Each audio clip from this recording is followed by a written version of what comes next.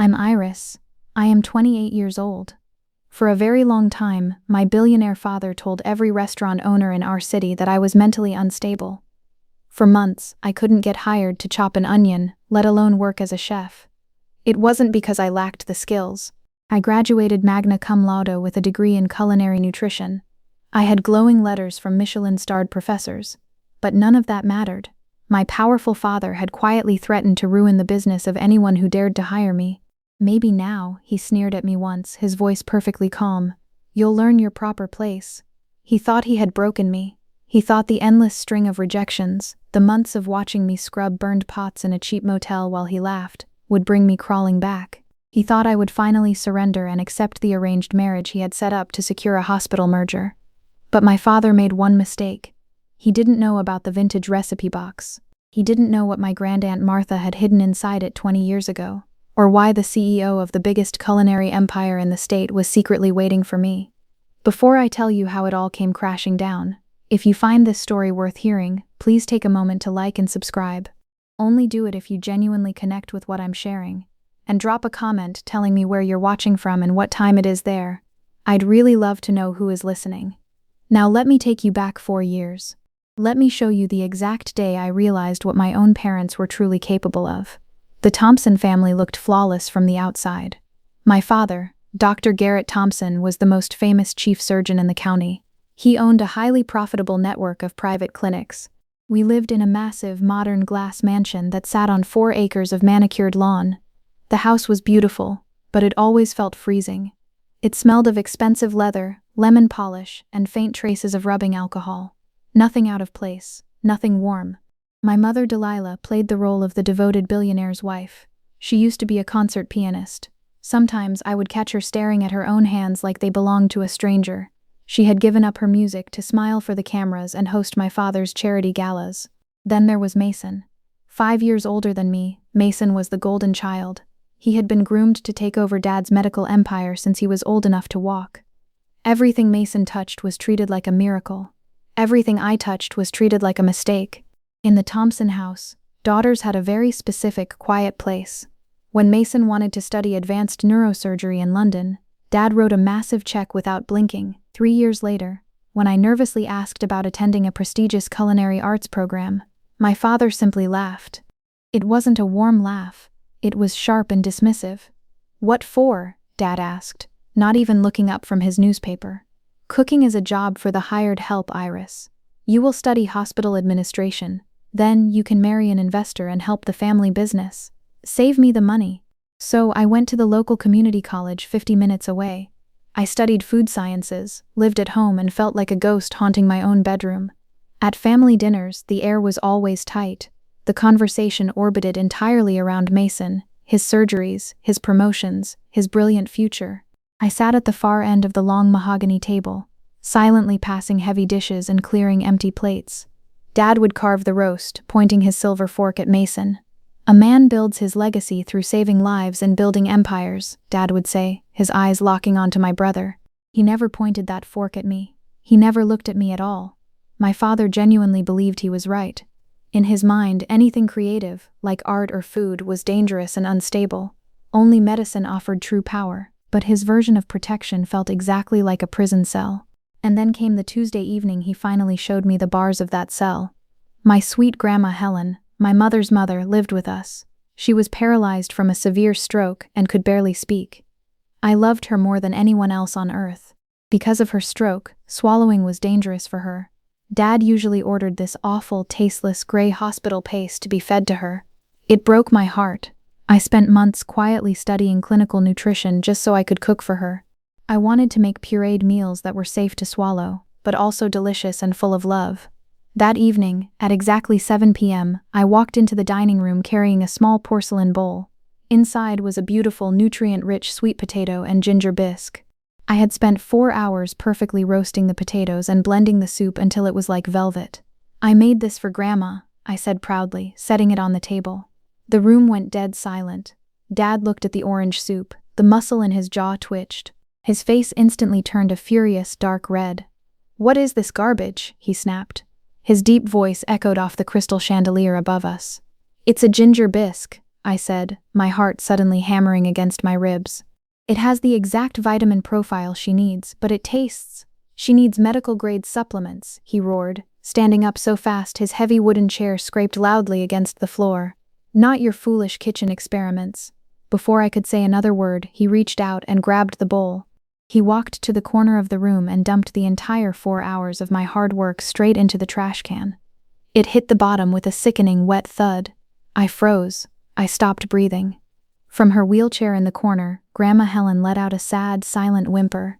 A single tear rolled down her wrinkled cheek. "You will stop playing chef," Dad yelled, the veins popping in his thick neck. He stepped closer to me, his shadow falling over my face. "You will transfer to pre-med tomorrow, or I will cut off every single penny of your college tuition. Do you understand me?" I stood there, my hands trembling. I was just trying to help her heal, my mind screamed. Why does he hate me for caring? I looked at my mother for help. Mom quickly looked down at her empty plate, her shoulders shaking slightly. She didn't say a word. But under the table where Dad couldn't see, she quietly slipped a $50 bill into my jacket pocket. It was a silent, cowardly apology from a woman who was too broken to defend her own child. I didn't transfer to pre-med. Instead, I got 2 part-time jobs. I scrubbed greasy pots in a local diner and worked weekend shifts at a coffee shop just to pay for my own culinary classes. Because I was working 30 hours a week, I had to stretch my degree over 7 long years instead of 5. That meant 3 extra years of living in that cold house. 3 extra years of my father reminding me I was a burden. The only person who saw the truth was my grand-aunt Martha. Martha was Grandma Helen's older sister. She was a fierce, retired investigative journalist. She had spent her life traveling the world, exposing corrupt politicians and corporate lies. She smelled like black coffee and old library books, and she possessed a gaze that felt like it could cut through steel. She watched my father carefully during the holidays. I noticed the way her eyes narrowed into dark slits when he dismissed my opinions. I saw the way her jaw tightened when Mason was praised and I was treated like a servant. "Knowledge is freedom, Iris," she would whisper to me, tapping her temple. "No one can take what is in here." One rainy Friday night, when I was 16, Dad was away at a medical conference. Grand-aunt Martha quietly woke me up at midnight and sneaked me out of the house. We drove through the slick, wet streets to a rundown commercial bakery downtown. The air inside the bakery was a wall of heat, smelling deeply of yeast, melting butter, and hard work. "Look at them, Iris," Martha whispered, pointing to the tired but focused bakers pulling golden loaves from the massive ovens. "This is real passion. Your father thinks a sterile hospital room is the only way to succeed. He is wrong." She turned to me, the glow of the ovens reflecting in her sharp eyes.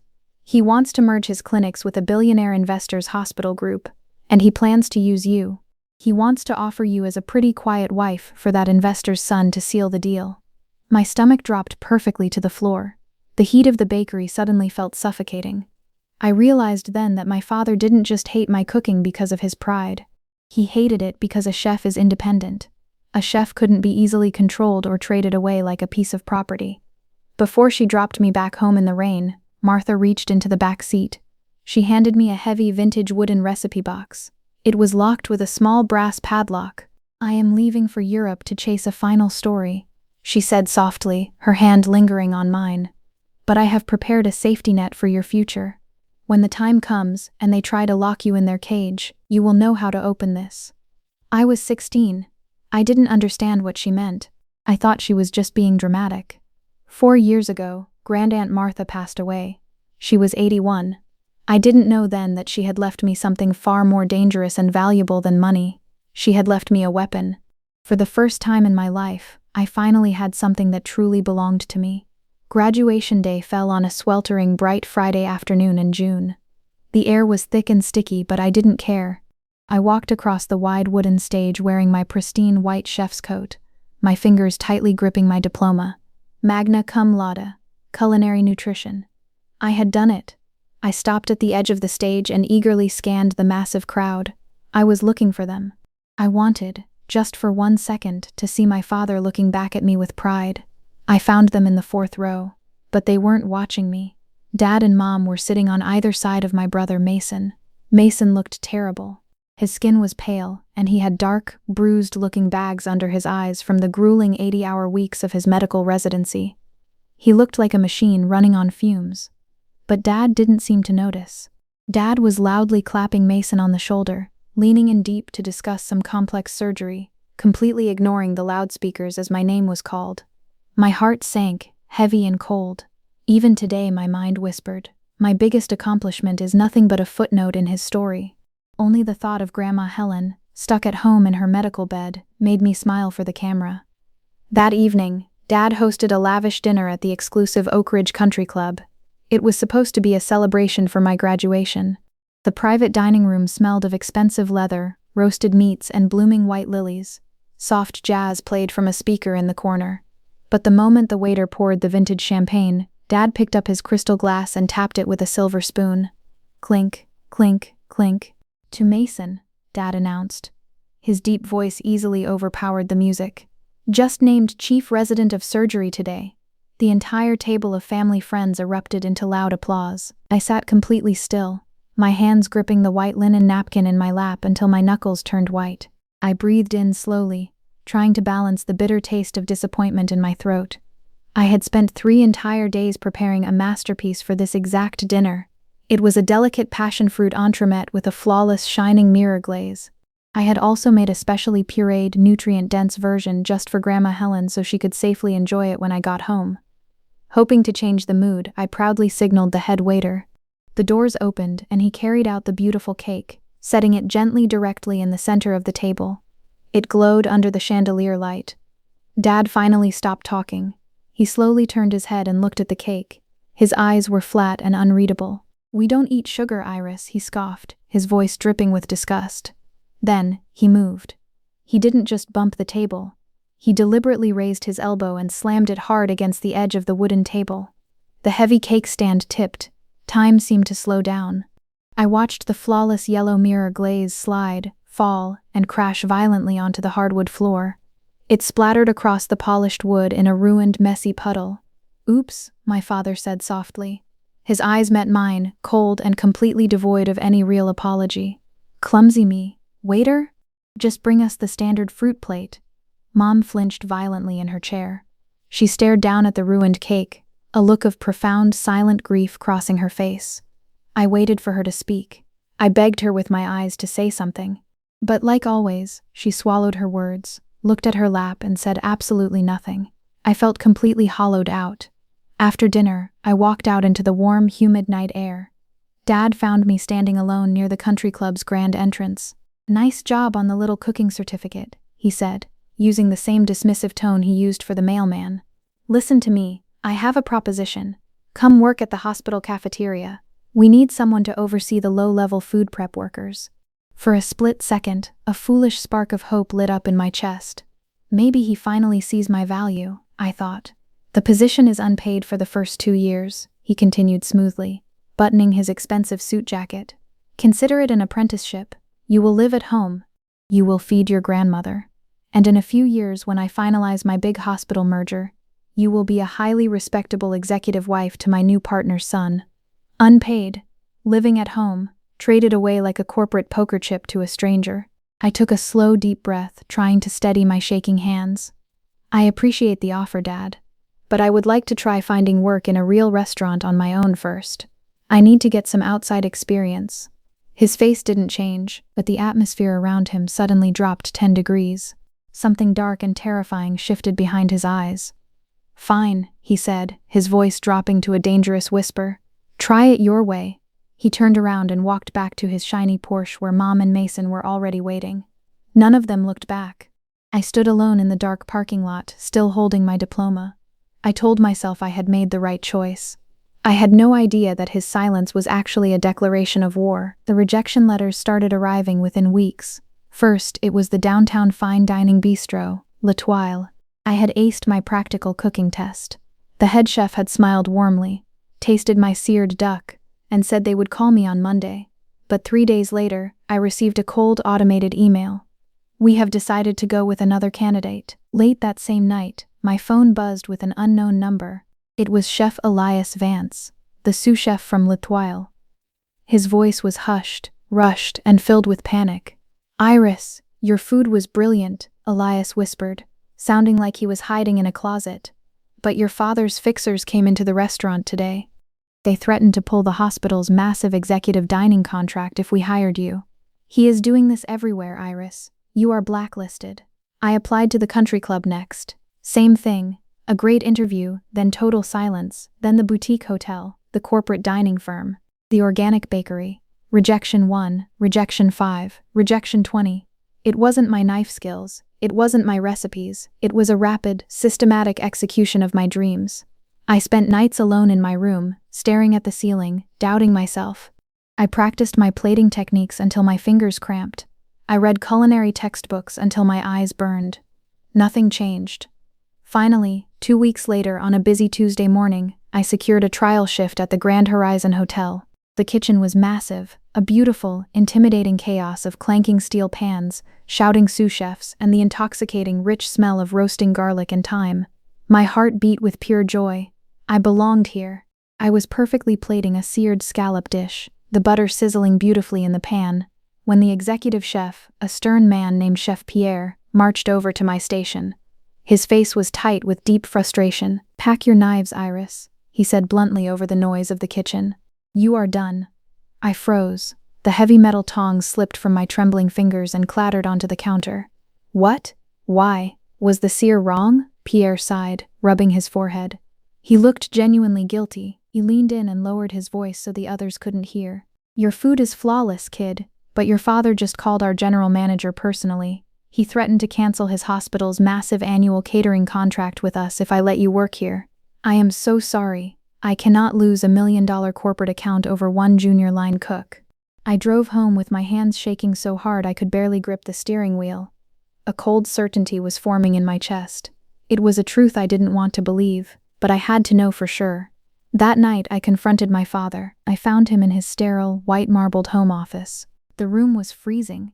He was sitting behind his massive oak desk, holding a glowing patient X-ray up to the light, studying the bones. "Dad," I said, my voice trembling, "I need to talk to you." He didn't even lower the X-ray. "Make it quick. Why can't I get a job?" That made him stop. He slowly lowered the plastic sheet. A small, chilling smile played at the corner of his mouth. In that exact moment, looking at his calm expression, I knew. "You called them," I whispered, the horror creeping up my throat. "You called all of them." He leaned back in his leather chair, completely relaxed. "I told them the truth." "What truth? That you would financially ruin them if they hired your own daughter?" He spoke casually, like we were discussing the weather. "I told them that a chief surgeon's daughter does not belong in a sweaty kitchen serving food to strangers. I told them that you belong at home, preparing for your duties as a future executive's wife." The floor seemed to tilt beneath my feet. My voice cracked. "Cooking is my passion. It is my life."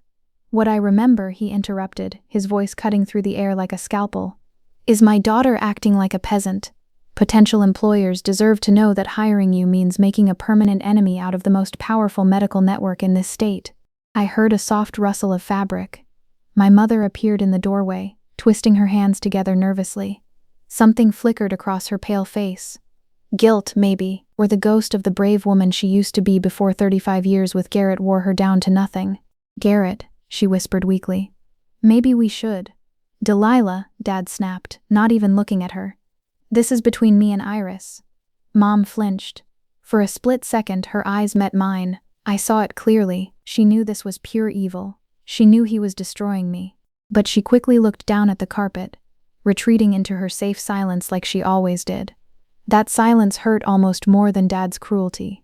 He was a monster. But she was a witness who chose to close her eyes. I stared at him, hot tears burning behind my eyes. "Why? Why would you do this to me?" He stood up slowly, walked around the heavy desk, and stopped right in front of me. He was so tall, blocking out the light from the lamp. "Because you needed to learn reality," he said quietly, his voice dangerously smooth. "You turned down my offer. You actually thought you could make it in the world without this family." He smiled down at me. "Maybe now you understand. You can't. Come home," Mom pleaded softly from the doorway, her voice shaking. "Just oversee the hospital cafeteria, Iris. This can all go away." I looked between them. My mother's cowardly, pleading face, my father's cold, absolute satisfaction. And I finally understood. This wasn't about respect. This wasn't about my career. This was about absolute control. He was systematically destroying my life, breaking me down piece by piece, just to force me into a cage he built. In a small town, a billionaire doctor's influence travels faster than the truth. It spreads like a quiet sickness. Within weeks, I felt the atmosphere shift everywhere I went. I was 28, but the sudden crushing isolation made me feel terribly old. At the local grocery store, people who used to praise my cooking now quickly turned their shopping carts down different aisles when they saw me. The whispers followed me like shadows. "Did you hear about Dr. Thompson's daughter?" A woman murmured behind me in the produce section one morning. "Such a tragedy. She had a mental breakdown, she refused to work in his clinic, and now she's completely unstable." My father had been incredibly strategic. He hadn't just made angry phone calls to restaurant owners. He had carefully planted a story throughout his entire network of hospital board members, pharmaceutical reps, and wealthy patients. The lie was always the same. "I have a deeply troubled daughter. She has delusional dreams. My family is just trying to cope with her madness." I was running out of money, and I was entirely alone. But the one thing I could not do was abandon Grandma Helen. Her frail, silent face haunted me every time I closed my eyes. On a freezing, rainy Thursday night, I decided to break into my own home.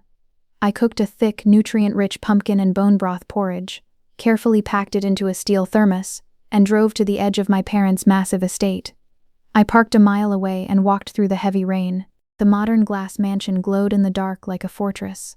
The cold wind bit through my thin jacket, chilling me to the bone, but my mind was sharply focused. In medical terms, my father was starving her spirit.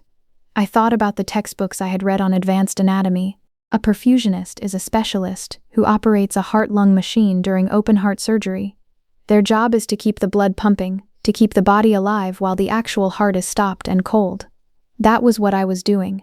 My father had stopped the heart of our family, and I had to sneak in the dark to circulate warmth back into my grandmother's body. I was her life support. I crept through the muddy rose bushes. My heart pounded loudly against my ribs. Snap! A twig broke under my shoe. I froze, holding my breath, pressing my back against the wet brick wall. Silence. Just the rain. I climbed the large, slippery oak tree outside Grandma Helen's ground-floor bedroom window. I tapped gently on the glass. 3 quick knocks. The curtain shifted.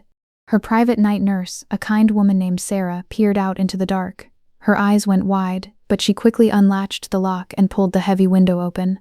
I slid inside, dripping wet and shivering. "You shouldn't be here, Iris," Sarah whispered, her eyes darting nervously toward the bedroom door. "If your father catches you, I just need 5 minutes," I whispered back, my hands trembling as I unscrewed the thermos. The rich, warm smell of roasted pumpkin filled the sterile, bleach-scented room. I walked over to the medical bed.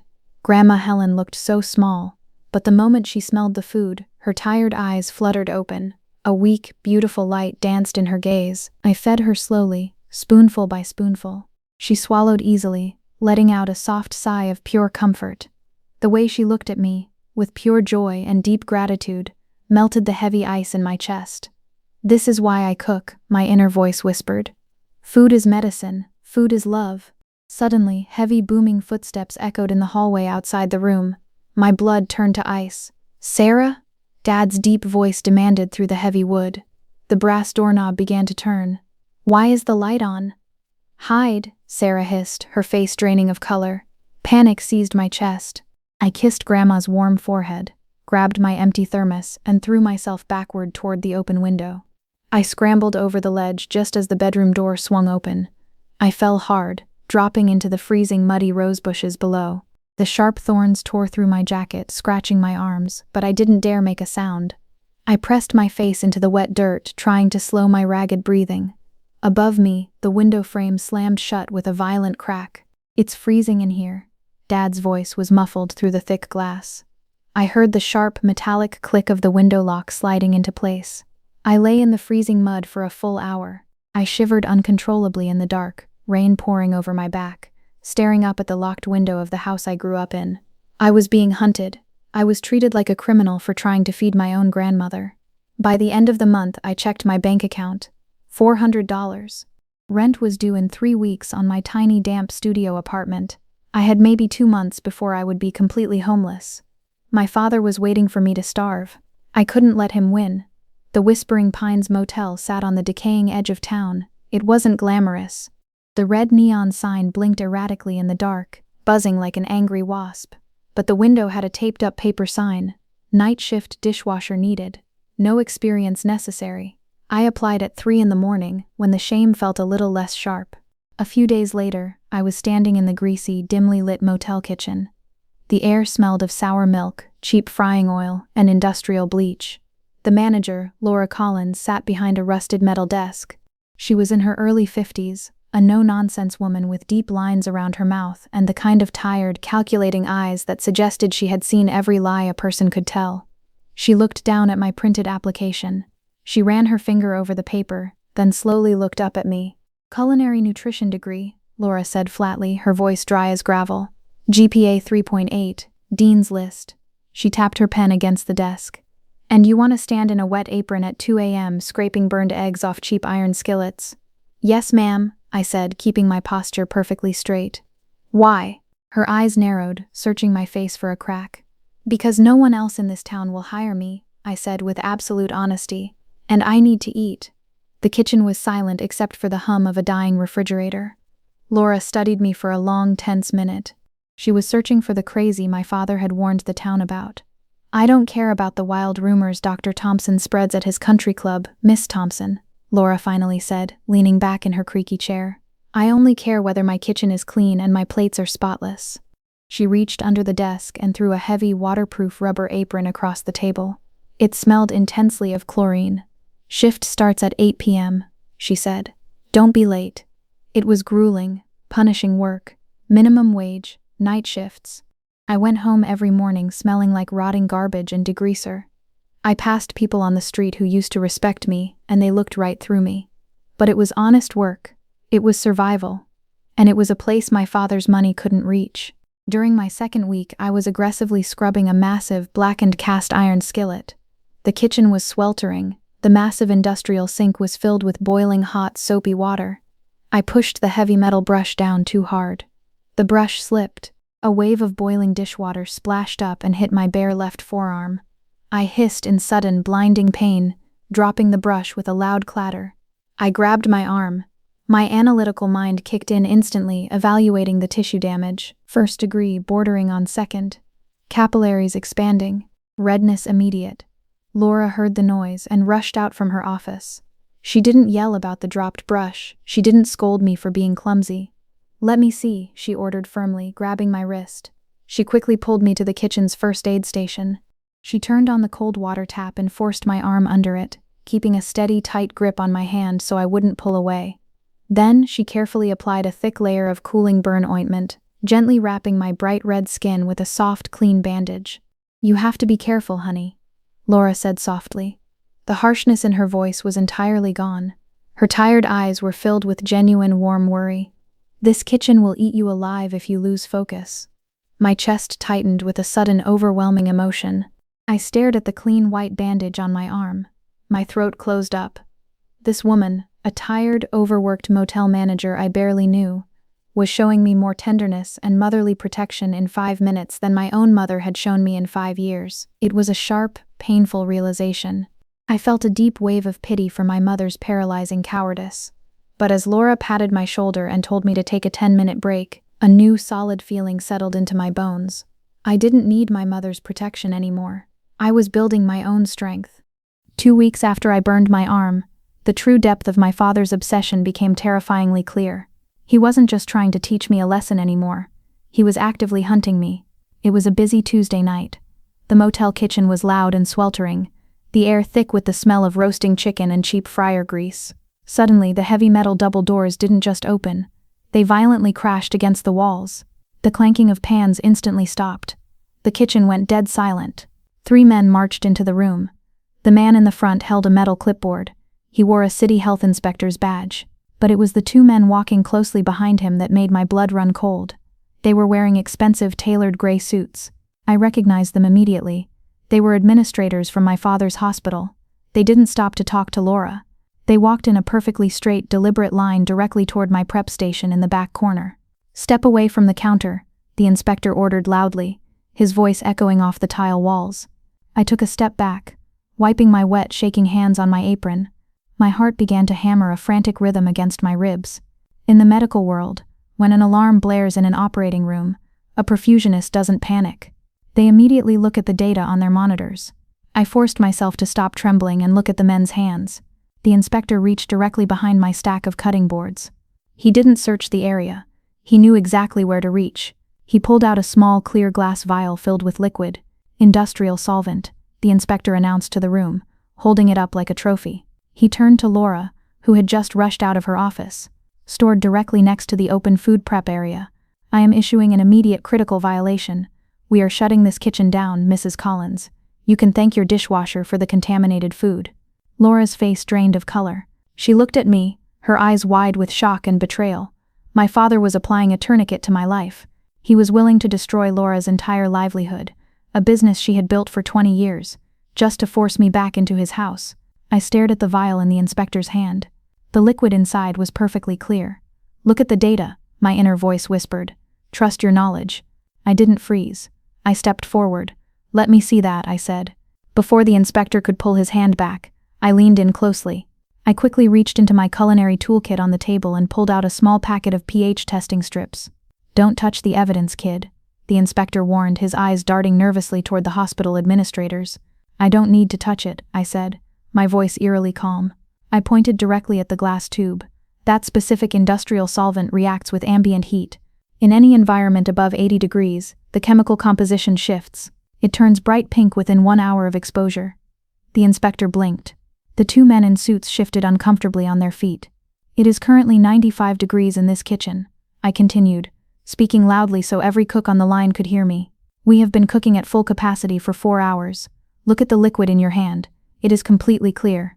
The inspector looked down at the vial. He swallowed hard. It's clear, I said, taking another step toward him, because it is still freezing cold. It was just brought in from the winter air outside. You planted it. I grabbed the pH strip and shoved it toward his chest. Test it right now in front of everyone, or I will call the police and report corporate sabotage. The inspector went pale. He looked back at my father's men for help, but they were already backing away toward the exit, their faces tight with panic. Without saying another word, the inspector shoved the vial into his pocket, turned around and practically ran out of the kitchen. The doors swung shut. The kitchen was quiet again. Laura slowly walked over to me. She looked at the door, then down at my trembling hands. Your father, she whispered. I nodded, my throat too tight to speak. My pulse was pounding in my ears.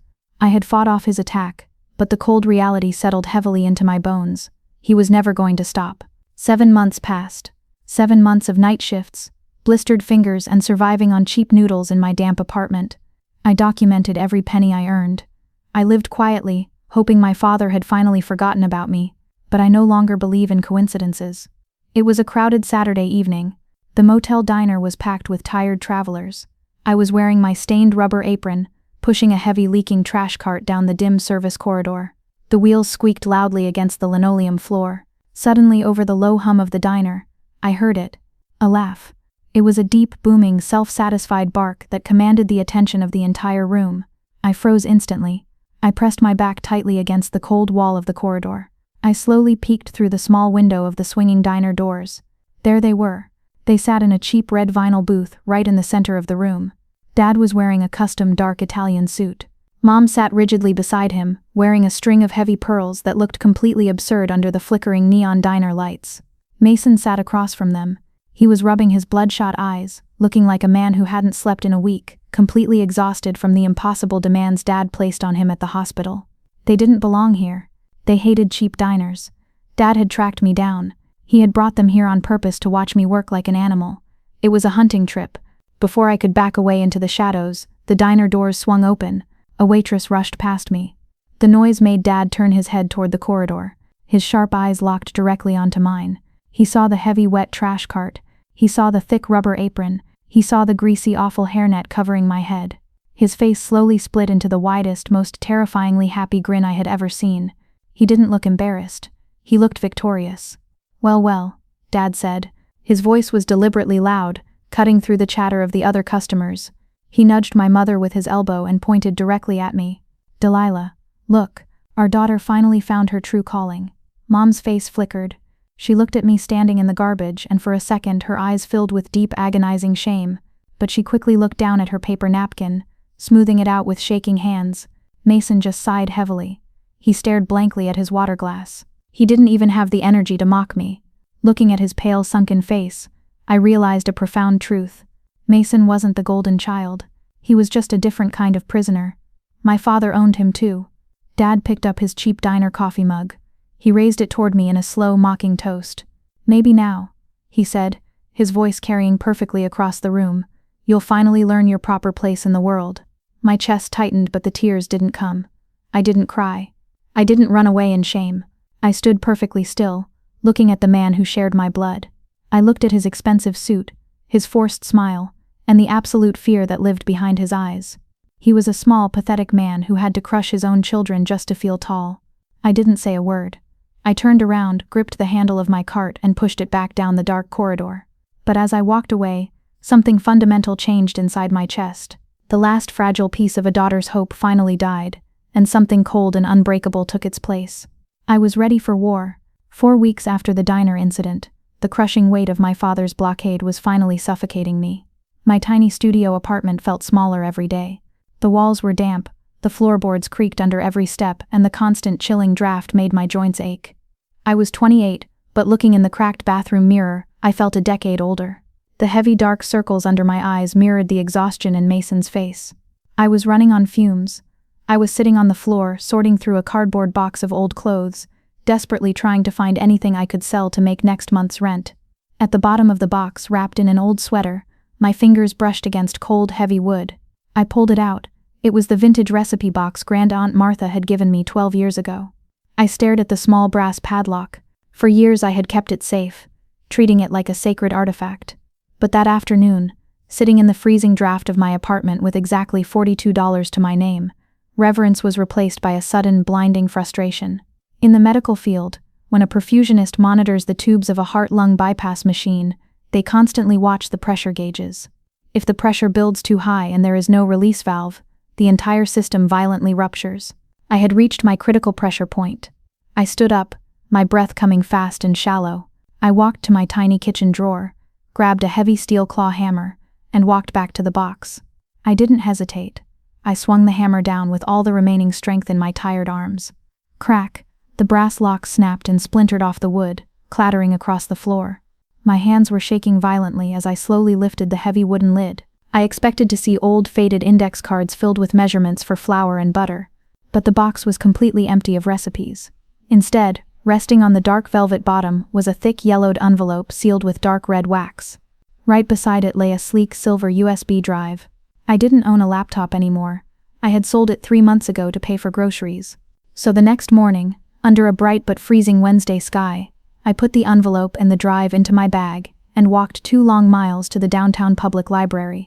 The library was warm and smelled of old paper and dust. I found a computer tucked away in a quiet corner. I plugged the silver drive into the battered tower. There was only one file on the screen, a video simply titled "For Iris." My heart began to hammer against my ribs like a trapped bird. I put on the cheap plastic library headphones and double-clicked the file. The screen flickered, and suddenly, Grand Aunt Martha's sharp, fiercely intelligent face appeared.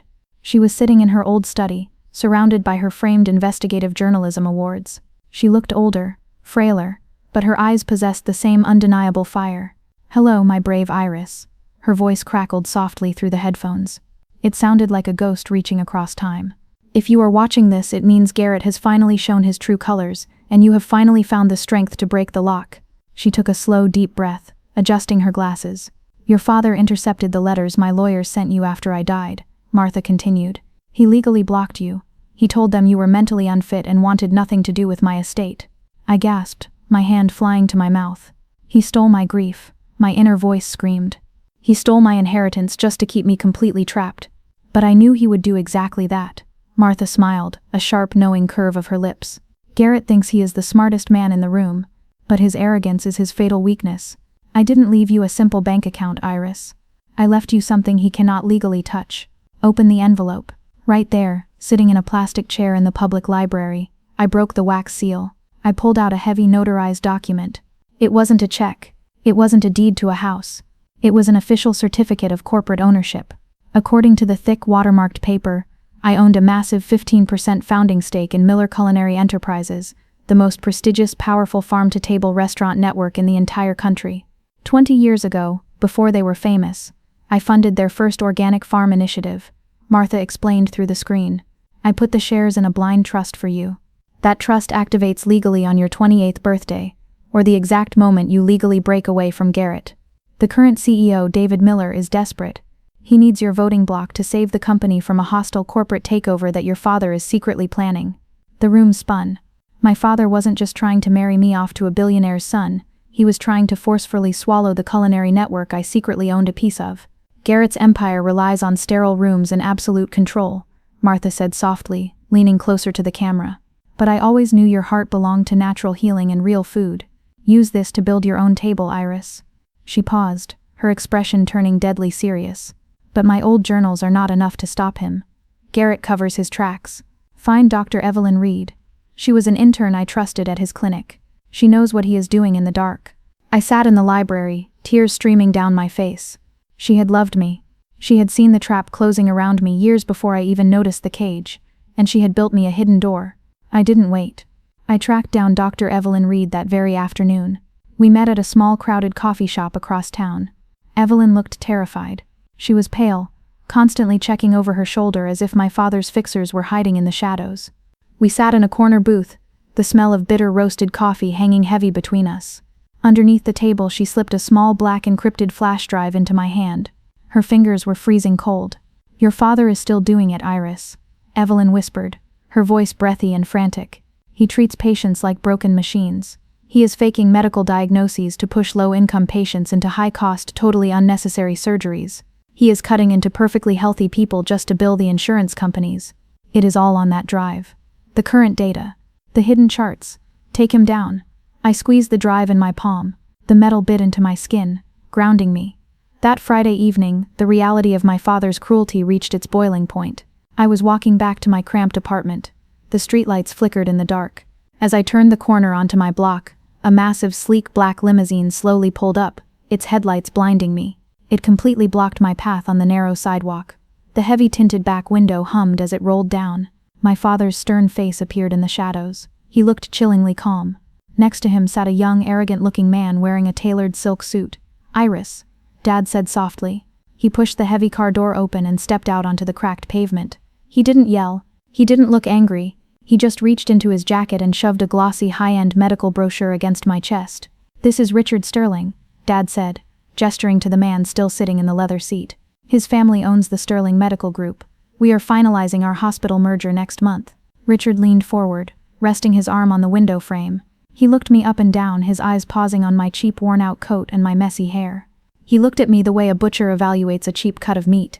She looks a bit rough, Dr. Thompson, Richard sneered, wiping a speck of dust from his perfectly manicured nails. But I suppose she will clean up well enough for the wedding photos. She will, Dad agreed smoothly. He looked down at the pale pink burn scar on my left arm from the dishwasher job. You have played in the mud long enough, Iris. You will pack your bags tonight. You will come home, and you will marry Richard. I took a step back, the blood roaring in my ears. I am not marrying him. Dad stepped closer, closing the distance, his towering shadow swallowing me. If you refuse, he whispered, his voice like grinding ice, I will use my hospital board connections to buy this entire slum apartment building. I will have you legally evicted by Monday morning. You will be sleeping on the freezing street, begging for scraps.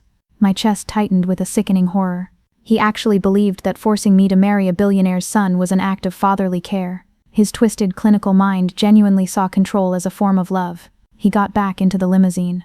The engine purred, and the heavy car glided away into the night, leaving me standing alone under the flickering street lamp. 2 hours later, as I sat on my lumpy mattress staring at the wall, my phone rang. It was Mom. Please, Iris, she whispered into the receiver. Her voice was trembling so hard it cracked. Richard's family is extremely powerful. Your father already bought you a beautiful custom wedding dress. Just put it on, sweetie. It's so much safer if you just obey him.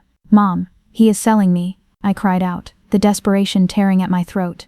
He is trading me like a piece of equipment. He is securing your future, she cried brokenly. I wish I had your courage, Iris. But please do not fight him. You cannot win against Garrett. She hung up. She was completely paralyzed by her own fear, too weak to save herself, let alone me. A minute later, my screen lit up with a text from Mason. Just sign the marriage papers, Iris. Dad's blood pressure is spiking. You are literally ruining his health with your selfish, delusional cooking dreams. I stared at the glowing screen in the dark room. Mason was so deeply brainwashed by the medical machine Dad had trapped him in, he actually believed I was the toxic one. I set the phone face down on the floor. I looked at the heavy notarized certificate from Grandaunt Martha resting on my small table. I looked at the encrypted flash drive Evelyn had given me. I am not a sacrificial lamb, my inner voice whispered, the tone perfectly steady and icy cold. I am a surgeon's daughter, and it is time to cut the rot out of this family. I pulled my small canvas duffel bag from under the bed. I packed exactly 3 shirts, 2 pairs of pants, and my culinary knives. I had to leave this town tonight. I had to find Miller Culinary Enterprises. Instead of blindly applying to random low-level diner jobs in the next town over, I spent my last weekend at the public library. I used a secure computer to send a heavily encrypted email directly to the executive board of Miller Culinary Enterprises. I attached a carefully watermarked photograph of my 15% ownership certificate. I sat in the hard plastic chair for hours, watching the screen. I had almost given up hope when a new message suddenly popped into my inbox. Subject: urgent. Invitation. Miller Culinary Enterprises. I had to read the words 3 times before my tired brain believed it was real. Dear Miss Thompson, we have verified your document number. Our CEO, Mr. David Miller, has requested an immediate private meeting with you at our headquarters. Please confirm your availability. Miller Culinary Enterprises. They were the absolute kings of the industry. They managed the largest farm-to-table restaurant network in 3 states. Usually, massive food empires deployed armies of ruthless corporate lawyers to fight off sudden claimants. But David Miller wasn't sending lawyers. He was inviting me straight to the top. Something made me hesitate. My finger hovered over the mouse. But then Grandaunt Martha's voice echoed in my mind. Use this to build your own table. I hit reply before I could talk myself out of it. I am available at your earliest convenience. I bought a cheap ticket on the midnight train to the city. The carriage was mostly empty. It smelled of stale coffee, wet wool, and old iron. The steady rhythmic clacking of the wheels over the tracks felt like a countdown. I leaned my head against the cold rattling window, exhausted but completely unable to sleep. Every mile put more distance between me and my father's sterile cage. Halfway through the dark journey, the quiet car was suddenly shattered by a loud gasp. An elderly man sitting across the aisle suddenly slumped forward. His head hit the plastic tray table with a sharp smack. Then he collapsed sideways into the aisle, shaking violently. His skin turned a sickening pale gray. Panic instantly erupted in the carriage. People backed away. "Is there a doctor?" the train conductor yelled, rushing down the aisle, his eyes wide with fear. "Someone call an ambulance for the next station. Is anyone a doctor?" I froze in my seat. My father's mocking voice filled my head, heavy and cold. "You are not a real healer, Iris. You are just a peasant playing with food." But my medical training, years of reading clinical nutrition textbooks and studying the human body's complex systems, kicked in. I looked at the man's rapid, shallow breathing. I saw the severe tremors in his hands, and the cold sweat shining on his gray forehead. In the medical field, when a perfusionist watches a patient's blood flow during surgery, they look for sudden drops in vital fuel. The brain cannot survive without glucose. This wasn't a heart attack. It was a severe hypoglycemic drop. His blood sugar had crashed completely. I pushed my father's voice out of my head. I unbuckled my bag and sprinted across the aisle. "Give him space," I ordered, my voice surprisingly sharp and commanding.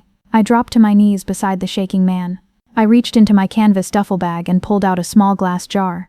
It was a highly concentrated, nutrient-dense honey and fig syrup I had originally prepared for my grandmother. "Sir, can you hear me?" I asked quickly. His eyes rolled back. His jaw was locked tight. "Don't move him," the conductor panicked. "He needs sugar immediately, or his brain will start shutting down," I said, my hands moving with steady precision. I carefully forced 2 of my fingers against the man's jawline, finding the pressure point to make his mouth open just a fraction. I dipped my fingers into the thick amber syrup and gently rubbed it directly onto his inner gums. The tissues in the mouth absorb simple sugars directly into the bloodstream. "You don't have to swallow." I held my breath, waiting. 10 seconds, 20 seconds. Slowly, the violent shaking began to ease. The terrifying pale gray color in his cheeks started to fade, replaced by a faint warm pink. He took a deep shuddering breath, and his eyes fluttered open. He looked around, deeply confused but awake. When the paramedics finally boarded at the next station 15 minutes later, they checked his vitals and looked at me in absolute shock. "You saved his life," the lead paramedic said, writing on his clipboard. "If you hadn't spiked his glucose exactly when you did, he would have slipped into a permanent coma before we arrived." I sat back down in my seat as the train began to move again. My hands were shaking slightly from the adrenaline, but my chest felt incredibly light. My inner voice roared with a quiet, fierce pride. I do not need a surgical scalpel to save a life, I thought. Food is medicine too. The night before my big interview, I stayed in a cheap budget motel near the city's central train station. The tiny room smelled like heavy industrial floor cleaner. It reminded me far too much of my father's hospital wards. The old radiator clanked loudly in the corner like a broken heart, and the mattress sagged heavily in the middle. But it was mine. No one was watching me. No one was judging me. I hung my Goodwill charcoal blazer and black slacks on the shower rod, running the hot water to let the steam work out the deep wrinkles. I polished my only pair of black, non-slip kitchen shoes. They were scuffed at the toes from months of washing dishes, but they would have to do. I sat on the edge of the sagging bed and practiced my interview answers aloud until 1 in the morning. The next day my stomach was tied in tight, painful knots of anxiety. Instead of pacing the ugly motel room, I left an hour early and walked down to the massive Green City Farmers Market. It was situated just 3 blocks from the Miller headquarters. The air there was a vibrant living symphony. It smelled of crushed sweet basil, roasted green chilies, and damp, rich soil. I walked through the busy crowds, running my fingers over the rough dirt-covered skins of heirloom carrots. I breathed in the sweet floral scent of fresh peaches. The cold, bleach-soaked world of my father's medical empire felt a million miles away. This chaotic, beautiful market was my true sanctuary. I bought a single, perfectly ripe plum. I bit into it, letting the sweet, tart juice ground my frayed nerves. I am ready, I told myself. I walked toward the Miller Culinary Enterprises building. It was a gleaming, towering structure of glass and steel. Above the city streets, I could see a massive, lush rooftop greenhouse pressing against the glass. Standing on the sidewalk in my second-hand suit, I felt very small. My father and his billionaire friend Richard thought they had me trapped back home in a cold, damp apartment. They thought I was waiting to surrender. They had no idea I was walking into the absolute heart of a culinary empire. I straightened my blazer, took a deep breath of the city air, and walked through the heavy front doors. The lobby was everything my father's sterile hospital was not. Instead of cold white tiles and the sharp smell of rubbing alcohol, the floors were made of warm, reclaimed oak wood. A massive, beautiful living wall of green moss and climbing ferns stretched 3 stories high. Men and women in sharp business suits mixed perfectly with people wearing pristine white chef's coats. They were all talking passionately about sustainable farming and seasonal menus. I approached the sleek front desk, acutely aware of my scuffed kitchen shoes. "Hello, I am Iris Thompson. I received an email from Mr. Miller." Before the receptionist could even type my name into the computer, a set of heavy wooden swinging doors burst open. A panicked-looking young man in a white apron rushed into the lobby.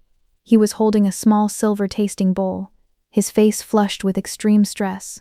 "I need the executive chef right now," he called out to the receptionist. "The bone broth reduction for tonight's charity gala is completely flat. It tastes dead, and I have exactly 10 minutes to fix it before service." He stopped right next to me, breathing hard, looking around frantically. The rich, heavy scent of roasted beef bones drifted up from the silver bowl. My culinary instincts instantly took over. My brain broke the smell down into chemical compounds. "You cooked it too long," I said softly, stepping closer to him. "The collagen from the bones has broken down completely. It is coating the tongue and masking the actual flavor profile." The young chef snapped his head toward me, looking at me like I was crazy. "Who are you?" "Don't add salt," I instructed gently but firmly. "Salt will just make it heavy. You need to break through the fat barrier. Whisk in exactly 1 tablespoon of fresh apple cider vinegar and a small pinch of toasted fennel pollen. The acid will cut the fat, and the fennel will instantly wake up the umami." The young chef stared at me in silence. Then he dipped a clean silver spoon into his bowl. He tasted the flat broth, closing his eyes. He visualized the chemical change I had just described. His eyes suddenly flew wide open. That is exactly what it needs," he whispered, staring at me in complete awe. "How did you know that?" "Because she is our newest and most important VIP guest," a deep, incredibly warm voice said from behind me. I turned around. A man was walking toward me from the private elevators. It was David Miller, the CEO. He was in his late 50s, wearing a casual but clearly expensive linen suit. He didn't look like a ruthless corporate shark. With his warm eyes and deeply tanned skin, he looked like a man who spent his life working with the earth. He stopped in front of me and smiled warmly. "Miss Thompson," David said softly, looking at my face.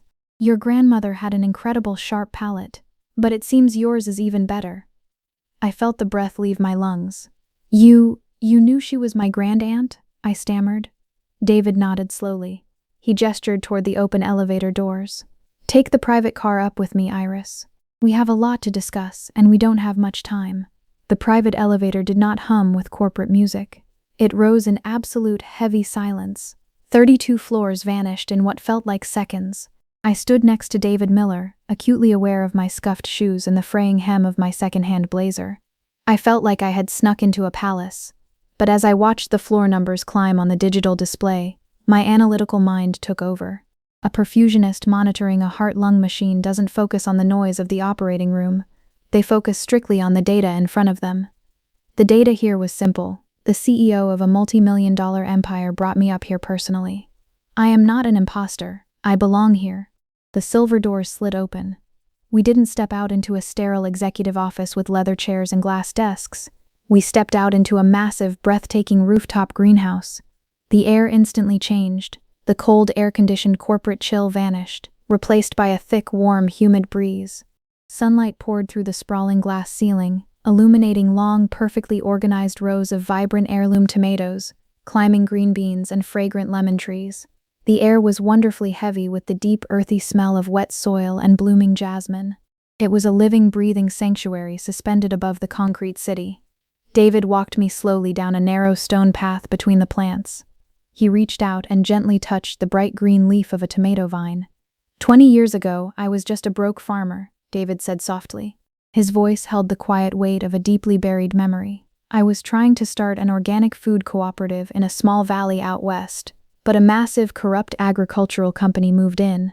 They started dumping illegal pesticides directly into our town's water supply. It destroyed our crops. It made people sick. He let go of the leaf and turned to look at me. His warm eyes hardened slightly. The local police wouldn't listen. He continued, a trace of old anger tightening his jaw. The local government was bribed. We were completely powerless. We were waiting to lose everything. He paused, letting the silence hang in the humid air. Then your grand-aunt Martha came to town, David said, a small, reverent smile returning to his face. She didn't announce herself. She just quietly rented a cheap room and spent 6 grueling months investigating. She followed the money. She found the hidden documents. And then, she wrote a brilliant, brutal exposé that completely destroyed that corrupt company. She saved my town. She saved my life's work. My heart hammered against my ribs. My inner voice whispered, she wasn't just a journalist, she was a protector. She fought monsters. After the dust settled, David said, walking over to a rustic wooden bench tucked under a canopy of passion-fruit vines, Martha handed me a massive check. It was her life savings. She told me to use it to build a farm-to-table network that could not be bullied by corporate greed. But she made one strict condition. He sat down and gestured for me to sit beside him. She made me legally put 15% of the founding shares into a hidden trust. She said it was for a little girl named Iris. I sank onto the wooden bench. The sweet smell of the jasmine suddenly felt overwhelming. Why didn't she just give it to my parents to hold for me? Because she knew, David said gently. When we received your encrypted email this weekend, with the certificate number, I knew the time she warned me about had finally come. He reached into the inside pocket of his linen jacket. He pulled out a small, weathered leather journal. The edges were soft and worn from years of handling. Your grand-aunt left this with me for safekeeping, David said, handing it to me. The leather felt warm against my skin. She made me promise to give it to you only when you finally escaped your father. I slowly opened the cover. The pages were yellowed, covered in Martha's elegant, flowing handwriting. Inside were precise notes, dates, and cold clinical observations spanning decades. I read them like a medical chart. November 2008. Garrett forced Delilah to cancel her piano recital. He told her she was embarrassing him. He is slowly breaking her confidence, so she relies entirely on his money. April 2015. Garrett deliberately misdiagnosed a poor patient today. He pushed them into a more expensive, unnecessary surgery. I have hidden the real charts. July 2020. Garrett told Iris her cooking is garbage. He is terrified of her independence. He is trying to break her spirit early so he can easily sell her off in a hospital merger one day. Page after page. She had been watching. She had been documenting every cruelty, carefully preparing a weapon to save me. She knew exactly what kind of monster your father was, David said quietly, watching my face as the tears began to fall. She gathered the evidence to destroy his medical license if he ever tried to force you into a cage. I couldn't stop the tears. I was crying openly now, surrounded by the beautiful green vines. My aunt had loved me so deeply. She had fought for my freedom from beyond the grave. I wiped my face with the back of my sleeve. I reached into my bag, pulled out the black, encrypted flash drive Evelyn had given me, and placed it on the bench next to the journal. I have the rest of it, I told David, my voice trembling but growing steady. The current proof. He is still doing it. He is still cutting into healthy people just to bill the insurance companies. David stared at the flash drive. A cold, dangerous shadow crossed his face. He nodded slowly. He stood up. I will get you a cup of tea. Take your time, Iris. He stepped away, leaving me alone in the sunlit greenhouse. I held the weathered journal like it was made of fragile glass. Tucked securely inside the back cover, I noticed a stained, folded recipe card. It was labeled Helen's lemon thyme roast chicken. But when I carefully flipped it over, I saw it was entirely covered in Grandaunt Martha's writing. My dearest Iris, if you are reading this, then I have left this world, and you have finally found your way to the greenhouse. I am so sorry I couldn't be there to hand you this myself. I watched your mother marry Garrett Thompson. I saw the dark signs from the very beginning. The deep need for control, the cruelty disguised as medical discipline, the way he diminished everyone around him just to make himself feel powerful. Garrett views human bodies as broken machines he can squeeze money out of. But you, my sweet girl, you view people as souls that need to be nourished. I begged Delilah to leave him. She refused. She falsely believed she could fix him. I couldn't save my sister Helen from her stroke, and I couldn't save my own daughter from her fear. But I swore to God I would save you. From the moment you were born, I saw a bright spark in you. A fire Garrett couldn't extinguish. You questioned him. You dreamed beyond his sterile white hospital walls. And I knew, with absolute terrifying certainty, that one day he would try to break you and trade you away like a corporate asset.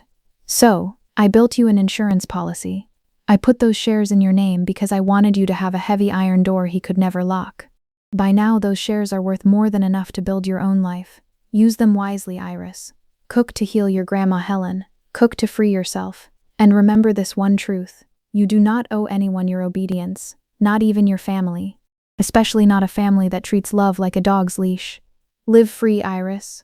All my love forever, Martha. I pressed the small recipe card hard against my chest and wept. The sweet, earthy smell of the greenhouse wrapped around me like a warm, protective hug. For the first time in 28 years, the heavy, suffocating weight of my father's judgment lifted off my shoulders. When David returned a few minutes later holding a steaming cup of chamomile tea, I had composed myself. My eyes were red, but the trembling in my hands had completely stopped. Something inside my chest felt lighter, harder, and unbreakable. David sat back down. He looked at the flash drive, then looked directly into my eyes. I have to tell you something, he said, his voice dropping to a serious, tactical tone. Next Saturday, Miller Culinary Enterprises is hosting our biggest event of the decade. It is the Harvest of Hope Charity Gala. We are catering for the entire state's medical and agricultural boards. It is a massive press event. I felt a sudden, cold drop in my stomach. My father? David's expression remained perfectly neutral, but I saw a fierce, protective spark flash in his brown eyes. Garrett and Richard Sterling bought the central VIP tables. They secretly plan to use our gala to hijack the press. They are going to publicly announce their massive hospital merger and your arranged engagement. My blood turned to ice. He invited himself to your event to sell me? He thinks he is completely untouchable, David said smoothly, leaning forward. He thinks he controls the entire medical industry in this state. He views our farm-to-table network as just another catering service he can step on. He has absolutely no idea that a 15% owner of this entire culinary empire is the daughter he just threatened to throw onto the street. David held my gaze. The silence in the greenhouse stretched tight. There is something I would like to propose, David said quietly. I wiped my eyes, still clutching the recipe card in my hand. I am listening. Our executive chef had to step down this morning due to a sudden family emergency, David said, measuring every word. I don't just want to walk you out on stage and introduce you as a shareholder. That isn't enough. I want you to design the entire menu for the gala. I want you to step into the kitchen and be the head chef. He watched my face carefully, letting the reality sink in. Your father will be sitting in that room eating your food, completely unaware when he finally learns who you really are." I was quiet for a long moment. I stared out at the green leaves. Part of me, the dark, bruised part that had scrubbed greasy pots at 3 a.m., wanted to say yes immediately just to destroy him. My inner monologue screamed with dark temptation. I could ruin his palate.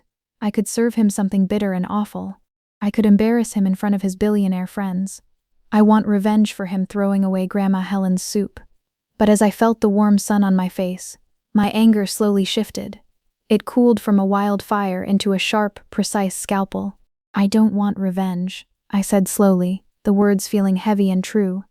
"I don't want to humiliate him with bad food just to see him suffer. That is not what food is for. Food is for healing. It is not a weapon to hurt people." David nodded, looking completely unsurprised. "Your grandmother told me you would say that." He smiled gently. "This isn't about petty revenge, Iris. It is about undeniable truth. You have spent years being called a failure, a disgrace, a delusional peasant. Your father controls that narrative only because no one has challenged it." He stood up and pointed out over the sprawling, lush greenhouse.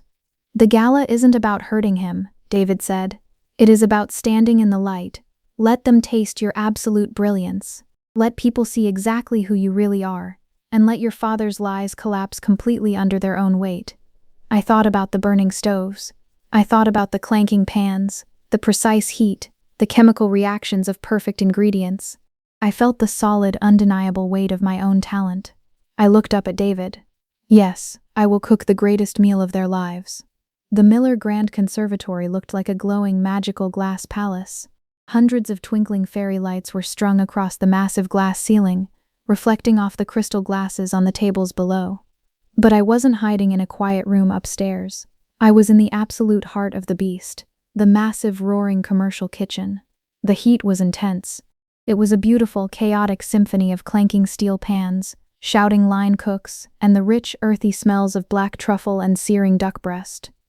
I wasn't wearing a borrowed navy dress or a stained rubber apron. I was wearing a pristine, bright white executive chef's coat.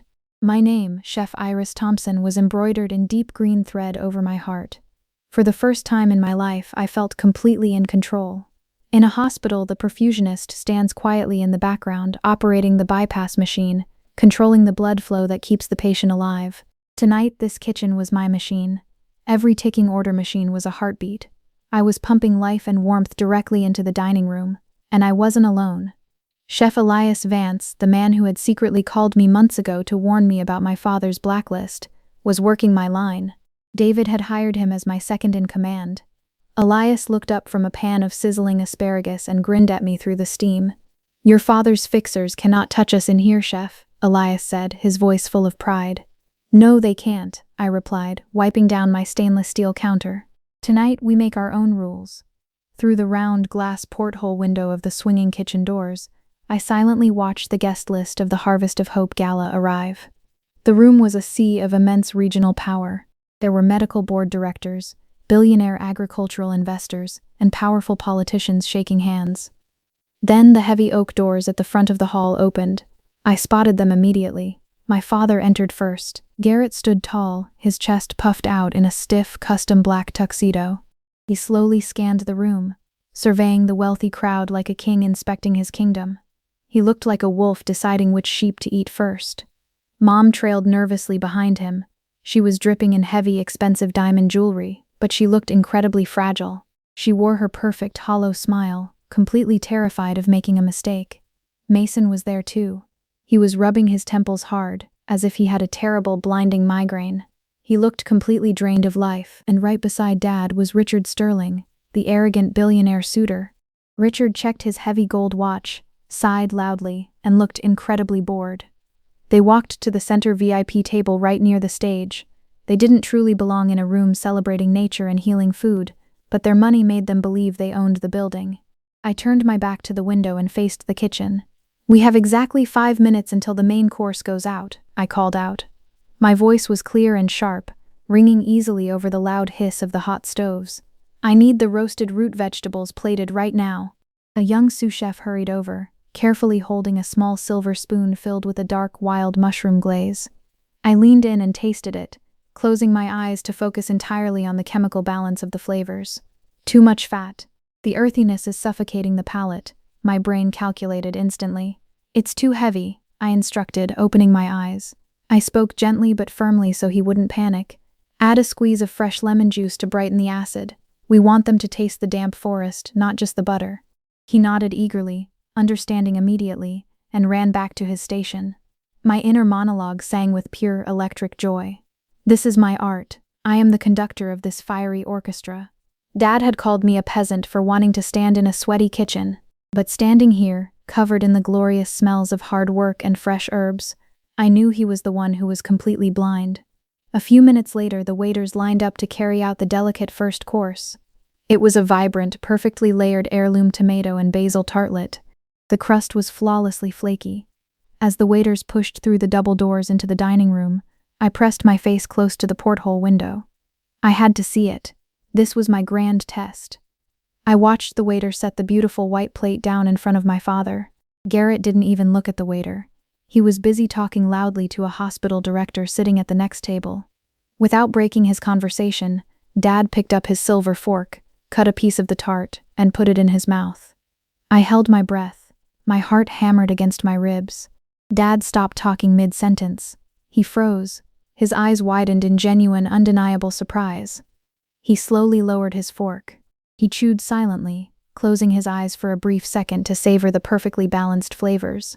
The sweet acidity of the tomato, the crispness of the pastry, the fresh bite of the basil. I carefully cracked the kitchen door open just an inch so I could hear him over the low hum of the room.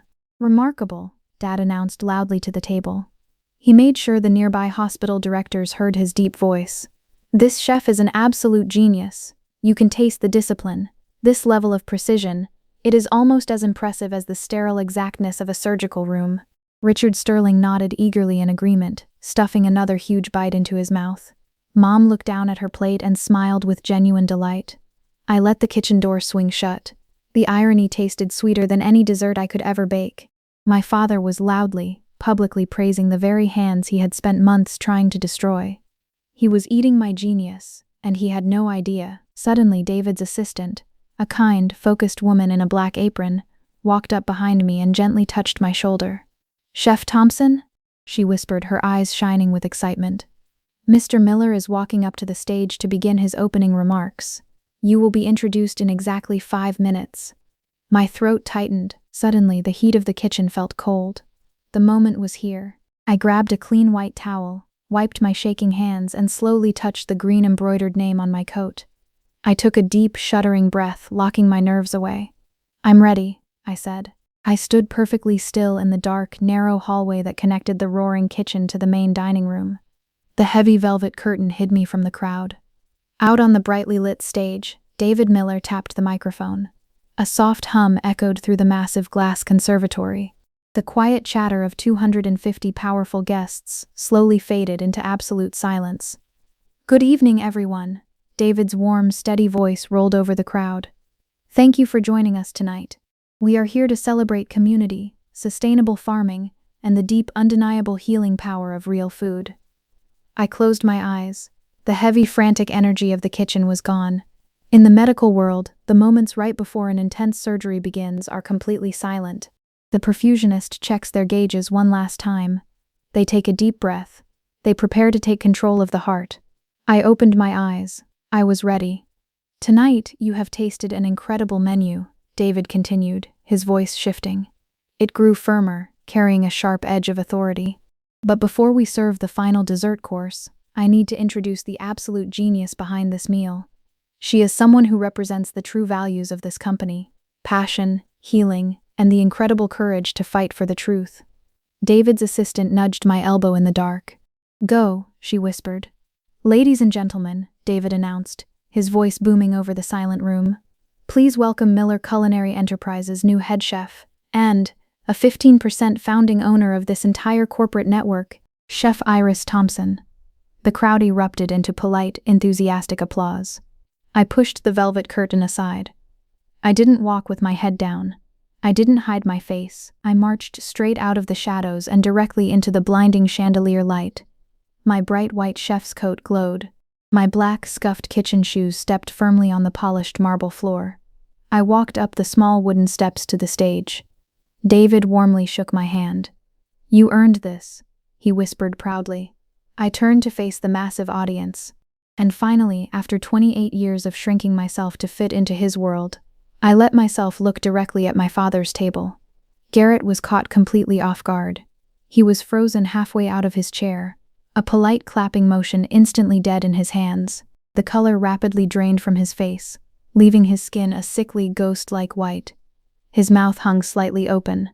The absolute terrifying loss of control hit him like a physical blow. Next to him, Mom gasped so loudly I could hear it all the way from the stage. Her shaking hands flew up to cover her mouth. Mason stared at me in pure, blank shock. His fingers went completely limp.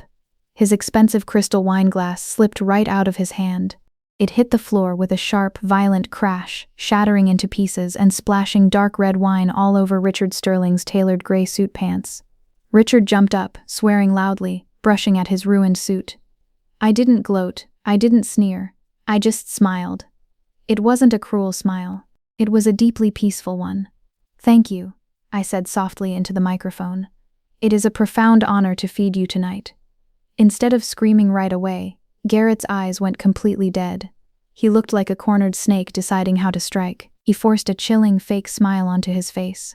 He stood up straight, desperately trying to salvage his image in front of the medical board. "Ladies and gentlemen," Garrett called out smoothly, his voice trying to easily dismiss me, "please forgive this interruption. My daughter is deeply unwell. This is a tragic delusion." Suddenly, a sudden burst of movement caught my eye. Through the round window of the kitchen doors, I saw Chef Elias.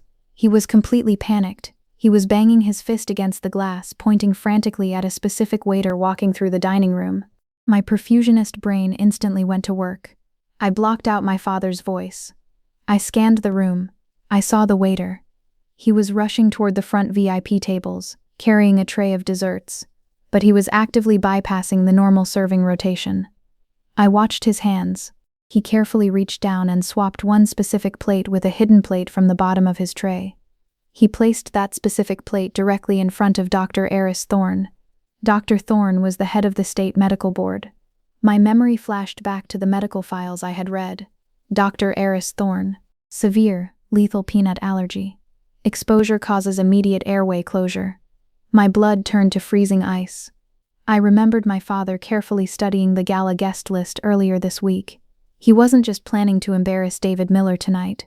He was planning to create a massive lethal medical emergency. He was going to intentionally poison the head of the medical board, blame my kitchen for extreme negligence, ruin the Miller Culinary brand forever, and easily force his corporate buyout in the panic. He was a monster. I didn't think. I moved. I dropped the microphone. It hit the wooden stage with a loud ringing screech. I jumped straight off the edge of the stage, my heavy shoes hitting the marble floor. I sprinted. The room blurred. I ran full speed toward the VIP table, weaving dangerously through the crowded chairs. "Doctor."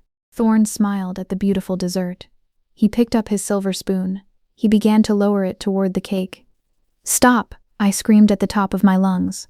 I dove forward just as the spoon touched the glaze. I violently slapped the plate right out of his hand. The heavy porcelain smashed against the floor, exploding into 100 sharp pieces.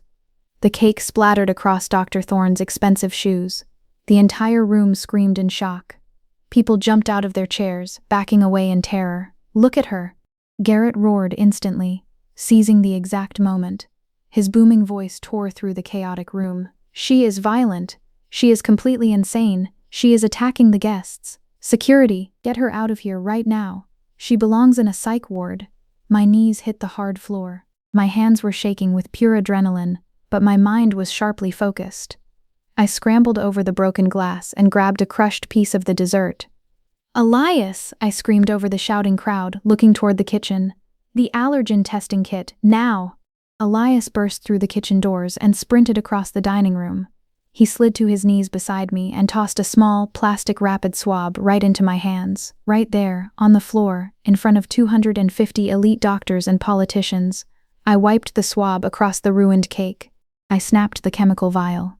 We waited 3 agonizing seconds. The white testing strip instantly turned a dark, undeniable blue. I stood up slowly. The room was perfectly silent now. Everyone was watching me. I held the blue testing strip high in the air so the entire room could see it clearly. "Peanut extract," I said. My voice was shaking, but it echoed into the dead silence of the room. I turned around and pointed my finger directly at my father's face. "You paid that corrupt waiter to poison the head of the medical board," I said, every word hitting like a hammer. "You tried to kill him tonight, just so you could blame my kitchen and force a corporate buyout." The silence that followed was absolute. 250 of the most powerful people in the state stared at the small, dark blue testing strip in my hand. In a room full of medical professionals, no one needed to ask what that color meant. It was the undeniable chemical signature of a lethal allergen. Garrett stared at me. For a fraction of a second, the polished, arrogant facade of the chief surgeon cracked, revealing the terrified, small man underneath. But his narcissism was too deep. He couldn't accept defeat. He immediately tried to recalculate, his mind scrambling to spin the narrative back into his control. "This is absurd," Garrett shouted, his voice echoing off the glass walls. He pointed a shaking finger at me. "She planted it. She is a deeply disturbed woman trying to ruin my reputation. Security, I demand you remove her." "No one is touching her," a deep, booming voice interrupted. David Miller stepped down from the stage. He didn't rush. He walked with the slow, heavy, undeniable authority of a man who owned the ground he stood on. He stopped right beside me, placing a firm, protective hand on my shoulder. He looked directly at my father. "Furthermore, Dr. Thompson," David said, his voice dropping to a dangerous, icy calm that carried perfectly across the dead, silent room. "I am fully aware that you used your corporate medical power to threaten every restaurant in this city so they wouldn't hire her. And I am aware you tried to force her into a loveless arranged marriage with Richard Sterling just to secure a hospital merger." Loud gasps rippled through the front rows. Several board members turned around in their chairs, staring at Garrett in shock. At the VIP table, Richard Sterling quickly sank lower in his chair. He looked around at the judging faces of the medical elite, his face burning bright red. He quietly pushed his chair back, desperately trying to shrink into the shadows and sever his connection to my father. "That is a lie," Garrett yelled. He was sweating heavily now. His perfectly groomed silver hair had fallen across his forehead. "She has absolutely nothing. She is a dishwasher. My crazy mother-in-law was senile when she died. This is all a pathetic scam." "Martha Hughes was the sharpest investigative journalist of our time," David replied, his voice completely unshakable. "And she legally made Iris a 15% owner of this entire farm-to-table empire. Your daughter is not a dishwasher, Garrett. She is one of my bosses." The room erupted into frantic, loud whispers. The absolute foundation of Garrett's carefully constructed image was crumbling right in front of his eyes. I looked at my mother. Delilah stood up slowly, her knees trembling so hard she had to grip the edge of the table. I waited for her to finally speak, to defend me, to say enough was enough. But she just covered her face with her diamond-covered hands and quietly wept into her palms. She was a ghost of a woman. "Make her stop," Garrett screamed at Mom, completely losing his grip. "Tell them she's insane. No one is touching her." A new voice yelled. It was Mason. My brother stepped forward, his face pale and hollow. He put himself physically between our father and the stage, holding his hands up, trying to stop the madness. "Dad, stop it. You are destroying your own career. Look around you. Everyone is watching. Get out of my way," Garrett roared. He didn't just yell, he violently shoved Mason. Garrett pushed his own son so hard in the chest that Mason stumbled backward, his shoes slipping on the marble floor. Mason crashed hard into a heavy wooden dessert cart. The entire ballroom collectively gasped. I watched the exact moment Mason's conditioning finally broke. He had spent his whole life sacrificing his sleep, his youth, and his health for our father's medical approval. He thought Dad was a god, but looking at the older man now, sweating, violent, and completely out of control, Mason saw the truth.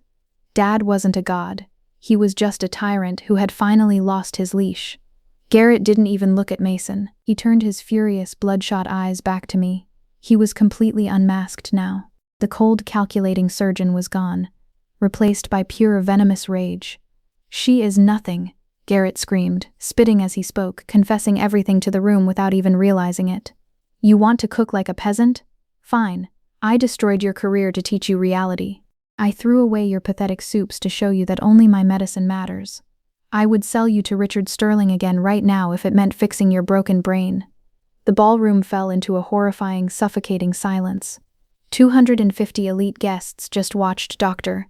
Garrett Thompson, the supposedly respectable chief surgeon, have a complete psychological meltdown and openly admit he treated his own daughter like property. I looked at him. I didn't feel anger anymore. I didn't feel fear.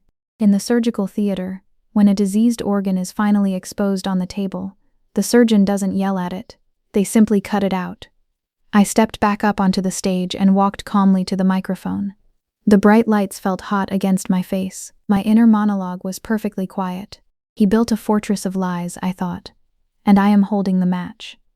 "I didn't come here tonight to humiliate anyone," I said. My voice was steady, precise, and completely devoid of melodrama. "I came here because I spent years being called a failure and a crazy person by the man who was supposed to protect me."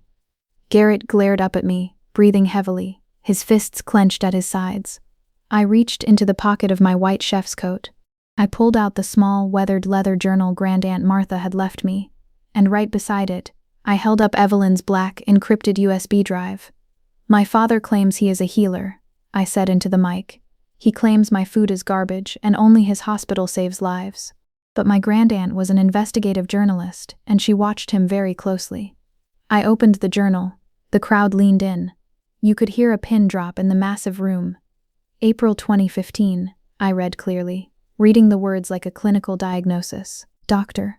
Garrett Thompson deliberately misdiagnosed a low-income patient to push them into a more expensive, unnecessary surgery for profit. The real charts are hidden." I lowered the book and held up the black USB drive. "And I have the exact same proof for what he did last week," I said, my eyes locking onto the medical board directors sitting in the front row. "Hidden charts, insurance fraud, unnecessary procedures on healthy bodies, and it was all provided by brave whistleblowers from your own clinic, Dad." Dr. Eris Thorne, the man who had almost eaten the poisoned dessert, suddenly stood up from his chair. He stared at Garrett with absolute, terrifying disgust. Garrett froze, his eyes bulging in sheer terror as he looked at Dr. Thorne. His entire medical empire evaporated in that single look.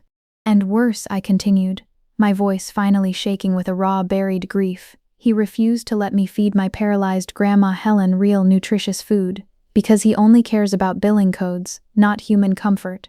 Food is healing, food is love, things my father knows absolutely nothing about." I closed the journal. I looked down at Garrett one last time. "Dad," I said softly, the microphone catching every word, "I don't hate you, I pity you. But I am done. I am done seeking your approval. I will never marry for your business deals, and I will not let you control my life anymore." I stepped back from the microphone. For 3 long seconds there was total silence. The weight of the moment pressed down on the room. And then Dr. Thorne started clapping. Slowly at first, then the table next to him joined in, then the back of the room. Within seconds, a massive, deafening wave of applause erupted from the crowd. My family left the gala without another word. I watched from the stage as they retreated. Dad stormed toward the heavy glass exit doors, his face a deep, unnatural purple, his career completely in ruins. Mom hurried after him, her head bowed in shame, shrinking away from the judging eyes of the crowd. Mason trailed behind them, but right before he pushed through the glass doors, he stopped. He turned around and looked back at me standing on the stage. He didn't look angry. He looked incredibly tired, but awake. He gave me a small, slow, respectful nod. Then, he walked out into the night. No one stopped them. 250 people watched Dr. Garrett Thompson leave in total disgrace. After they were gone, the tension in the room seemed to exhale. The waiters quietly began bringing out the final dessert course, the safe, uncompromised plates my kitchen had prepared. Then, something unexpected happened. Dr. Eris Thorne approached the edge of the stage. His face was grave, deeply lined with stress, but his eyes held profound respect. He wasn't looking at me like I was a crazy person. He was looking at me like a colleague. "Miss Thompson," Dr. Thorne said softly, ensuring only I could hear, "we will be launching a full, aggressive investigation into your father's clinic tomorrow morning based on what is on that drive." He paused, looking down at the shattered porcelain still on the floor. "And thank you. You just saved my life." He moved away before I could respond. Then another person approached the stage. Then another. Famous restaurant owners, wealthy farmers. I received quiet, sincere apologies from people who had blindly believed Dad's vicious rumors. "I am so sorry I believed him. Your food is incredible. Your grandaunt would be so proud." David appeared at my side. He was holding a small, pristine white plate with a perfect slice of my lemon basil tart. "How are you holding up?" David asked, his voice gentle. "I don't know," I admitted, my hands finally starting to shake as the adrenaline slowly left my system. "I think I am still processing." He smiled, handing me a silver fork. "Eat something, chef. And while you do, you should know something. By the way, your 15% founding stake?" I looked at him too exhausted to guess. "At the current market valuation," David said casually, "it is worth over $10 million. You don't just work in this kitchen, Iris. You own it." 10 million. I couldn't even comprehend a number that large. It didn't feel real. "Also," David added, his eyes twinkling with genuine warmth, "your new executive chef's office on the top floor will be ready by Monday morning. That is, if you are ready to formally lead our entire network." I looked at the beautiful, chaotic dining room. I looked at the kitchen doors where Elias was watching me, beaming with pride. I laughed. It was a slightly hysterical, joyful sound that echoed from the very bottom of my chest. "Yes," I said, taking the plate. "I'm ready." That very next Monday morning, the sky over the city was heavy and gray, threatening rain. I didn't go shopping for fancy clothes to celebrate my new wealth. I didn't buy a luxury car. I hired a top-tier private medical transport team, and we drove straight to my father's massive glass mansion. I didn't just knock on the door. I arrived flanked by David Miller's ruthless corporate lawyers and armed with a judge's emergency medical injunction. We had the undeniable, physical proof of my father's severe malpractice. State authorities and medical board investigators were already swarming his private clinic downtown. The police had arrived at his offices at dawn, seizing computers, pulling physical charts, and questioning his terrified staff. Garrett wasn't even at the house to try and stop me. He was completely trapped in an emergency room with his own lawyers, drowning in criminal investigations and medical board hearings. I walked into the massive foyer of the house I grew up in. Without my father there to fill it with his booming voice, the house felt entirely dead. It was just a cold, silent tomb of glass and expensive marble. Our footsteps echoed sharply against the floor. I walked straight past the grand staircase and down the hall to Grandma Helen's room. It smelled sharply of bleach and old age. She was lying in her bed, staring blankly at the ceiling. When I walked in with the paramedics, her tired eyes shifted toward me. "We're leaving, Grandma," I whispered, my voice breaking the heavy silence of the room. "I'm taking you home." With the lawyers standing guard in the hallway, I legally and permanently took over her medical guardianship. We carefully moved her out of that dark, cold, sterile room. I transferred her into a bright, sunlit suite at a beautiful holistic care center surrounded by blooming gardens on the edge of the city. That evening, I sat closely by her bed. The warm, golden afternoon sunlight poured through her large window. I unscrewed the lid of a heavy steel thermos. I had spent the morning perfectly pureeing the exact sweet potato and ginger bisque my father had violently thrown into the trash all those years ago.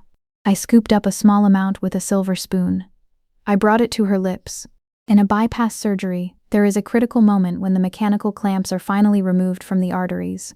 The perfusionist watches closely as the warm, oxygen-rich blood floods back into the cold, stopped heart. You wait for the tissue to turn pink. You wait for the muscle to shudder, wake up, and finally beat on its own again. When the warm, sweet soup touched Grandma Helen's lips, her eyes widened. A huge, beautiful, trembling smile spread across her frail face. The color rushed back into her pale cheeks. With all the fragile strength she had left in her body, she reached out and squeezed my hand. My inner monologue whispered, "This is true wealth. This is what saving a human life actually looks like." I had finally won. 6 months later, my life looked completely different. I was running the massive, roaring kitchen at Miller Culinary Enterprises. Every day the air smelled of fresh rosemary, baking bread, and absolute freedom. The news about Garrett Thompson had completely destroyed his empire. The state investigation was swift and brutal. He was officially stripped of his medical license for gross malpractice and insurance fraud. The billionaire hospital merger with Richard Sterling was immediately cancelled. My father's private clinics went totally bankrupt under the weight of massive lawsuits. Mom called me only once. I was in my office overlooking the greenhouse when the phone rang. I saw her number and hesitated, my finger hovering over the screen. Finally, I answered. Iris? Delilah's voice was incredibly small, trembling and broken, like a dry autumn leaf. I'm here, Mom, I said softly. Your father is so angry all the time, she cried. I could hear the deep, echoing emptiness of a new, smaller room in the background. We had to sell the glass mansion. The lawyers took almost everything. Iris, can you please send us some money, just to help us get by? I closed my eyes. A wave of profound pity washed over me. She was still trapped in the exact prison she had chosen. She was still begging for scraps in a world my father had destroyed. I forgive you, Mom, I said gently. The words felt true. I forgive you for being too afraid to protect me, and I will gladly pay for a safe, completely separate apartment if you ever decide to finally leave him. She sniffled quietly on the other end of the line. But, I continued, my voice hardening into a calm, unbreakable boundary, I am not giving Garrett Thompson a single penny. Not ever, she cried. I listened to her weep for a few minutes. I didn't interrupt her, and I didn't change my mind. When she finally hung up, I felt a deep sadness, but absolutely no guilt. I had to protect my own peace. One rainy Tuesday afternoon, the heavy swinging doors of my commercial kitchen slowly pushed open. I looked up from my prep station. It was Mason.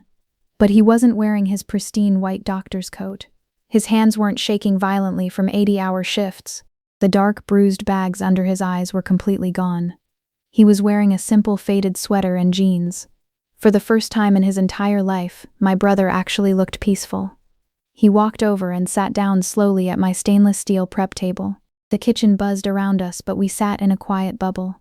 I quit my medical residency, Mason said quietly, watching my hands chop fresh parsley.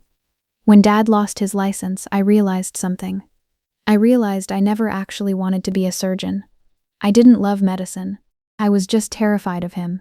He looked down at his hands, rubbing his palms together. I'm taking night classes now, Iris. I'm studying to become a high school science teacher. I stopped chopping. I looked at my brother. I saw the quiet shame in his eyes, the unspoken apology for all the years he had let Dad treat me like a servant. I didn't yell at him. I didn't demand a tearful, dramatic apology. I just reached for a clean ceramic bowl. I ladled a generous serving of steaming, rich chicken and herb broth from my stove. I set the warm bowl silently in front of him. Mason picked up a spoon. He took a slow bite. He closed his eyes, his shoulders dropping 2 inches as he let out a long, heavy, happy breath. The tension completely left his body. We were both finally free. On a quiet, overcast Sunday afternoon, I drove alone to the old cemetery where Grand Aunt Martha was buried. The wind rustled gently through the tall oak trees, sending brown leaves drifting across the damp grass. The air was incredibly still and peaceful. I brought a large bouquet of her favorite flowers, bright white lilies, and laid them carefully at the base of her gray headstone.